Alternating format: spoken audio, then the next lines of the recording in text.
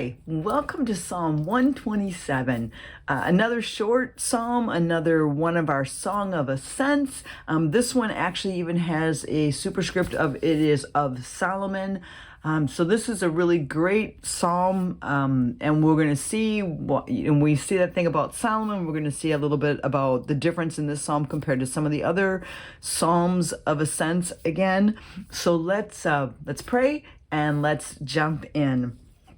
I'm going to read Psalm 119, verse 20, which says, "My soul is consumed with longing for your laws at all times." And Lord, I pray that our soul would be consumed with longing for your word, for your truth, Lord, that it would become active and grow in our lives. Lord, and even as we pray this psalm, as we read this psalm, Lord, and study it, Lord, that you would give us insight that would help us grow in you. Amen. So let's read this psalm, and I think that when you hear it, some of these verses are going to be very familiar to you. I know they are to me. I think they're verses that are often quoted, and so we're going to walk through and talk through some of these. It says, "Unless the Lord builds the house, the builders labor in vain. Unless the Lord watches over the city, the guards stand watch in vain. In vain you rise early and stay up late, toiling for food to eat, for he grants sleep to those he loves. Children are a heritage from the Lord, offspring a reward from him. Like arrows in the hands of a warrior are children born in one's youth. Blessed is the man whose quiver is full of them. They will not be put to shame when they contend with their opponents in court." Now, when I read this psalm seems, in my opinion, very disjointed, like it's going from building to children to contending in court, which to me it seems very disjointed. And what this psalm is, as far as a category goes, is it is considered a psalm of wisdom. And whenever you have a psalm of wisdom, this likens itself or is a lot like the Proverbs, which were written, a lot of them by Solomon. So a wisdom psalm is defined as a instruction in right living and in right faith. And you're going to see that in the Proverbs, you're going to see it in Ecclesiastes, and you're going to see that in Job. That's where most of the wisdom writings are from. And so when you read it, you have to read it with that mindset. So it seems disjointed, but what it's doing is it's just telling you pieces of wisdom for life. And so what we're going to do is we're going to look at the several pieces of wisdom for life that this psalm is walking through with us. So the first section would be verse 1. It's got two statements here. "Unless the Lord builds the house, the builders labor in vain. Unless the Lord watches over the city, the guards stand watch in vain." So we're seeing this building of a house. So let's first of all talk about the word house, because I think this is important here. The word house is the Hebrew word bayit. It is spelled I'm going to put it right next to it here, Bayit. Now, the problem with this word is that bayit has numerous meanings in the Hebrew Bible. So house, bayit, could be a family dwelling, like what we think, my house, right? It could refer to whole households of people. The same word can refer to the whole people of Israel as God's house, his bayit. It could refer to ruling dynasties, or it could refer to the temple in Jerusalem. So looking at this is kind of hard. Like, what is he talking about? Unless the Lord builds the temple in Jerusalem, the builders labor in vain. Unless the Lord builds my house, my family, the builders labor in vain. And I think what we can do is, looking at this, is be able to apply it to all of those, and just say God's got to be the one in control, right? God's got to be the one that's doing the building. It has to be in his strength and him doing all the work. Otherwise, it's not going to work. It's vanity. It's in vain. And that's what we're seeing from the theme of this one verse. Unless the Lord watches over the city, it's the same thing. Again, God has to be in control, in charge. If he's not, the guards are doing it in vain. It has to be God that's ruling over that. And so just a neat concept. So what we're going to do is we're going to just take this verse, and I'm going to make a little bracket around it. And I'm just going to say that this section here is about building, and how we want God in charge, right? He's got to be the one in charge, or everything we do is in vain.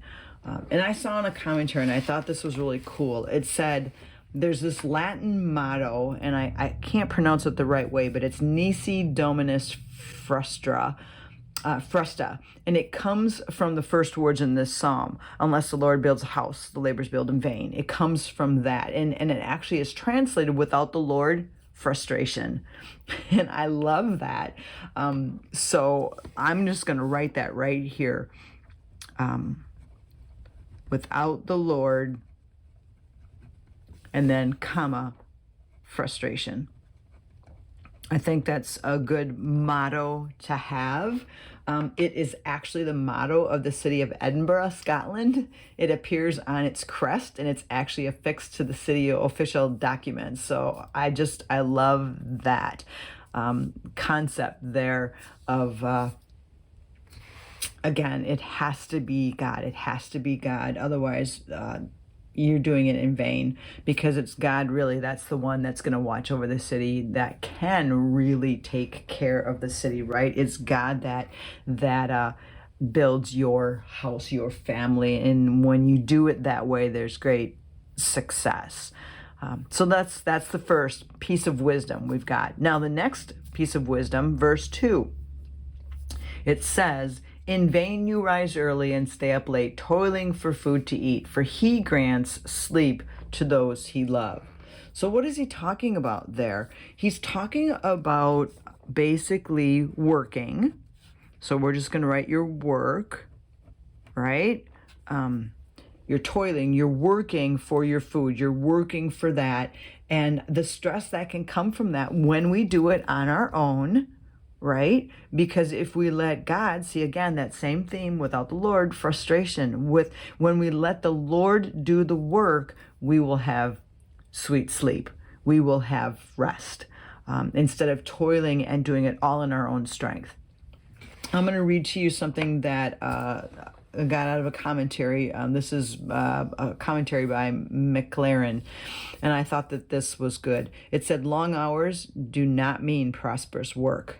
The evening meal may be put off till a late hour, and when the toil-worn man sits down to it, he may eat bread made bitter by labor, but all is in vain without God's blessing. And I just thought that kind of just really succinctly put it together, right? That God is the one that if we work with his strength, it all works. Another thing that I read in the commentary, it said, men who are affected by reliance on their own work experience the anxiety that comes with it.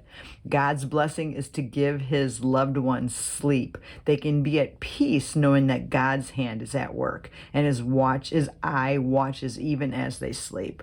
So again, there's that concept of when I work, I want to put it in God's hands. So I think verses 1 and 2 actually really go together, even though when you look at them at the beginning, it's like, what? They don't seem to be together, but they really are. So now let's look at the next section, verses 3 and 4. Children, and I'm part of 5 too. Children are a heritage from the Lord, offspring a reward from him. Like arrows in the hands of a warrior are children born in one's youth. Blessed is the man whose quiver is full of them. So this whole section seems to be about children.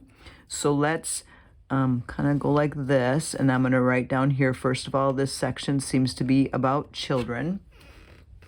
And again, we're talking about bits of wisdom here. Children are a heritage from the Lord. I love the fact that the psalmist here seems to employ what we would call warrior imagery to describe the gift of children. He calls them arrows, he calls them quivers. I think that that's kind of a neat, in the hands of a warrior. You know, we're seeing all this warrior imagery. So, what are we seeing here? If we're looking at building projects, working, children are our building project, right? So then that really ties all of this together. Our work, if we have children, is to raise them to love the Lord. So you can see how these bits of wisdom really do flow together well. The psalm really, in the end, let's see, I'm just going to write down that children are our building project, or can be our work, right? To raise them to love the Lord.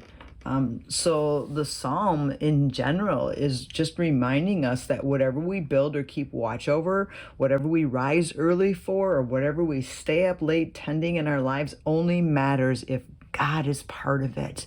I mean, that's really the wisdom that we get from this psalm, is that God indeed has to be a part of it. And then the last thing here says, they will not be put to shame when they contend with their opponents in court. Now, some of the versions of the Bible said they will not be put to shame when they speak with their enemies at the city gates. And because it is part of verse 5, the commentaries will say, blessed is a man whose quiver is full of them. He's talking about their children, right? So it's him and his children together will not be put to shame when they speak with their enemies at the city gate. So we're seeing this freedom to speak with your children against your enemies. So again, part of this all being, I'm not going to be put to shame if I do it with the Lord. See, so the whole thing really is, what is your building project? Are you building a house? And I don't mean that physically like a house, but you know what I'm saying? Like there's this project what is it that you're building in your life? Is it a ministry? Is it a project? Is it teenagers in your house at that moment? Your children, whatever it is. If we don't do it with the Lord, there's going to be frustration. But if we do it with the Lord, there's blessing. So what an amazing psalm of wisdom for us to keep in mind. And again, that Latin term, and I'm going to just show you my notes so that you can see what it says here. It's right here. Nisi Dominus frustra. Without the Lord, frustration. Lord, I pray that we would just take this to heart, Lord, and that everything that we're doing in our lives, Lord, that we would make sure that we are doing it with you, God, that you are the one in charge, you are the one in control, and we are relying on you for the strength that we need for whatever project, whatever building is put on our plate at this moment in life, whether that is our job, whether that is our ministry, whether that is our family, our children, Lord, whatever it is that you place before us, God, that we would do it with you, Lord, and that we would keep that in mind and not forget and not walk in the strength of man, but only walk in the strength of God. We thank you for that, Jesus, because we know we cannot do it without you. In your name, amen. So I pray that this was an encouragement to you and even just a little bit of exhortation to say, make sure that what we're doing is with the Lord and not alone. See you next time.